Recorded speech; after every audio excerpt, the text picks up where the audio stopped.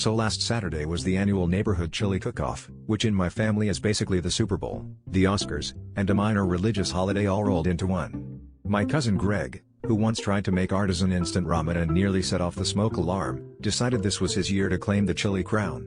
The night before, he was whispering to me about his secret ingredients, which, in Greg's world, is code for, I watched a cooking show once and now I have a god complex. Still, I was intrigued when I saw him sneaking a Hershey bar, a jar of instant coffee, and a bottle of cinnamon into the kitchen like he was auditioning for Chopped, Sleep Deprivation Edition. By noon, Greg's chili smelled like a Starbucks had exploded next to a Mexican restaurant, and the pot was bubbling with what I can only describe as unholy enthusiasm. The other contestants were going classic, ground beef, beans, maybe a hint of jalapeno, while Greg was over there sprinkling cinnamon with a flourish, as if he was trying to summon the ghost of Willy Wonka.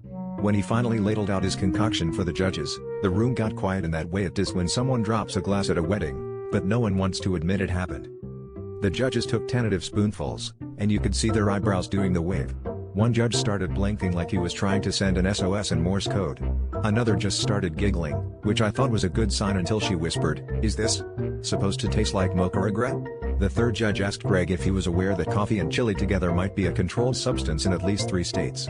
Meanwhile, Greg was sweating bullets, probably because he'd had 3 cups of his own chili and was now vibrating at a frequency only dogs could hear.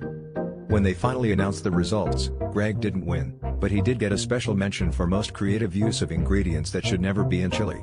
As we were packing up, Greg looked at me and shrugged, "Guess I shouldn't have tried to wake up the competition." I told him not to worry, at least he'd brewed up some memorable trouble, though next time, maybe stick to beans and beef, and leave the insomnia to the coffee shops.